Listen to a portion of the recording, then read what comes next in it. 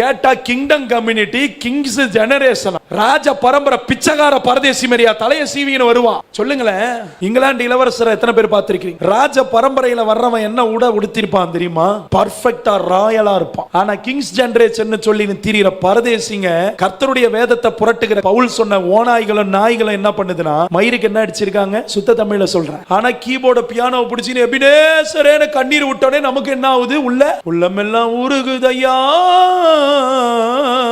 அவர் எபினேசரே நல்ல ஒரு பாட்டை போட்டாரு. ஆனா ஆளுடைய மசுறு மட்டும் என்ன கலர்ல மாறுது? எங்க ஊர்ல முடி கலர் அடிச்சவன என்ன சொல்லுவாங்க தெரியுமா? ஹேர் கலரிங், கலர் கோழி. இன்னும் என்ன சொல்லுவாங்க? புள்ளிங்கோ. இன்னும் எங்க ஏரியால என்ன தெரியுமா சொல்லுவாங்க? எச்சலன்னுவாங்க, பொறுக்கின்னுவாங்க. போலீஸ்காரங்க எங்க ஏரியால ஜிப்சி எடுத்துட்டு வருவாங்க. நான் சொல்ற 17 வருஷத்துக்கு முன்னாடி, என் 17 வயசு இருக்கும்போது ஜிப்சில வர்றப்ப போலீஸ் யார் தெரியுமா கொத்தா பிடிப்பாங்க?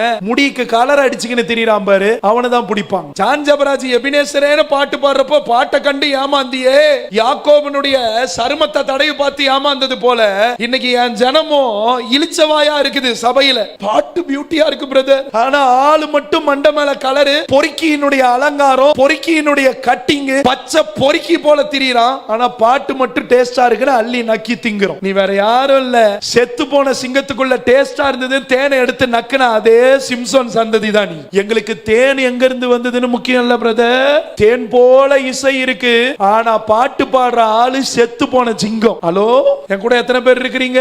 செத்த சிங்கத்தை விட உயிரோட இருக்கிற நாய் வாசி பெட்டர். இன்னைக்கு எதை பின்பற்றி கொண்டிருக்கிறீங்க? விதை நசுக்கப்பட்டவர்களை பின்பற்றி கொண்டிருக்கிறீர்களா? அவர்களால சபைக்குள்ள பக்தி விருத்தி இல்ல. கோயம்புத்தூர்ல இருக்கிற ஆடுகளை திருடுறான், நாகர்கோயில்ல இருக்கிற ஆடுகளை திருடுறான். இப்படிப்பட்ட கிருபை உபதேசத்தை பண்ணிக்கிட்டு திரிகிற நாய்களால ஒரு ஆத்மாவை கூட உருப்படியா பெத்தெடுக்க முடியல. என் பிள்ளைகள் சத்தியத்துல நடக்கிறாங்கிறத விட சந்தோஷம் எனக்கு சொல்ல முடியுமா? நீ ஃபாலோ பண்ற பாட்டுக்காரன் திருடன் செத்தவனா, உன் வாழ்க்கையும் செத்த வாழ்க்கையா தானே இருக்கும். பாட்டு பாடுறதுக்கு இன்னைக்கு கூட்டம் இருக்கு, பாட்டு விடுறதுக்கு ஒரு கூட்டம் இருக்கு. ஆனா கர்த்தருடைய நாமத்தை உயர்த்துகிறதற்கு பரிசுத்தமா வாழுகிற கூட்டம் இருக்கா? தேவனால் பிறந்தவன் என்ன செய்ய மாட்டான்? சும்மா இந்த கண்ணீரை ஊட்டுக்கினு, கம்பளம் போட்டுக்கினு, இந்த ஆட்டுத்தோல் போத்திய ஓனாய் கதெல்லாம் இங்க இருக்கவே கூடாது. இன்னைக்கு வெத நசுங்கின ஊர்பட்ட பேர் ஊழியக்காரன் உள்ள சுத்திக்கின்னு இருக்கிறான். கர்த்தருடைய வசனத்தை உலகத்து போக்குல போய் மிதிச்சவன் ஊழியக்காரன் ஊழியக்காரின்னு சுத்திக்கின்னு இருக்கான். எச்சரிக்கை, எச்சரிக்கை, அவர்களுடைய கனிகளினால் அறிவீர்கள். எனக்கு கடந்த நாட்கள் 22 வயது ஒரு மகள் சென்னையில இருந்து கால் பண்ணாங்க. கால் பண்ணோன்னு எடுத்தோன்னே, என்னமா பிரச்சனை, என்ன போராட்டம், என்ன காரியம், உனக்கு நான் எதுக்காக ப்ரே பண்ணணும்னு, எனக்கு வாழ பிடிக்கல, நான் சாவ போறேன்னா. ஏமா என்னம்மா பக்கத்துல இருக்கிற விழுப்புரத்துக்கு போறேன்ற மாதிரி சொல்ற?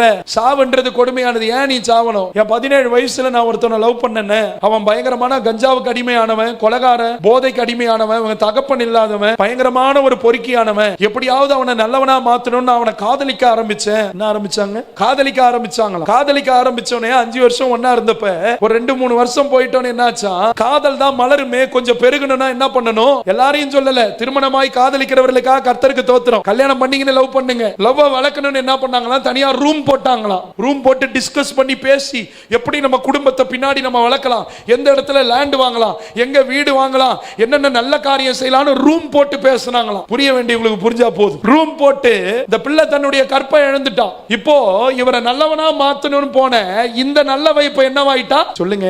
சபைக்குள்ள கர்த்தருடைய ஆவியான ஒரு தீர்க்க தரிசனமா சொல்றாரு, சில நல்லவர்கள், சில நல்ல தம்பிமார்கள், நீ நல்லவனா இருக்கணும்னா கெட்டவங்க கிட்ட கூட்டு வச்சுக்க. நல்லவங்களா மாத்துறது ரட்சிக்கிறது கர்த்தர் கரத்துல இருக்கு. அந்த பிள்ளை சொன்னா, ஒரே மன அழுத்தமா இருக்கு, இப்ப என்ன விட்டுட்டு போயிட்டான், என்ன யூஸ் பண்ணிட்டான், கிட்டத்தட்ட 3 வருஷமா என்ன யூஸ் பண்ணிட்டான், நான் கூட பாலியல் ரீதியான உறவுல இருந்துட்டேன், இப்ப என்ன விட்டுட்டு போயிட்டோன்னு என்னால அவனை மறக்க முடியல, என்னால அவனை பத்திய நினைவுகளை மறக்க முடியல, என்ன யூஸ் பண்ணிட்டு தூத்திக்கு போட்டானோன்ட்டு வேதனையில இருக்கிறேன்னு நான் அப்பப்ப என்ன பாட்டு கேட்பேன்? எங்க 20ஆம் நூற்றாண்டின் தாவீதினுடைய பாட்டு கேட்கிறப்பலாம் அப்படியே மெய் மறந்து ஒரு மயக்க நிலைக்கு அப்படியே போய் என் பாரமெல்லாம் நீங்கும். ஆனா ஹெட்போனை கழட்டிட்ட பிறகு நீங்க பாரமெல்லாம் மறுபடியும் வந்து ஒரு 7 பிசாசோட உள்ள உட்காரும். பாடல் உங்களை என்னை விடுவிக்காது, பரிசுத்த தேவனுடைய வார்த்தை தான் உங்களை என்னை விடுவிக்கும். இந்த பிள்ளைகிட்ட சொன்ன, முதல்ல ஹெட்போன் எல்லாம் பிச்சு தூக்கி போட்டு பைபிளை எடுத்து வாசிக்க ஆரம்பி, வேத வசனங்களின்படி வாழ ஆரம்பி, கர்த்தர் உன்னை விடுவிப்பார். அல்லேலூயா.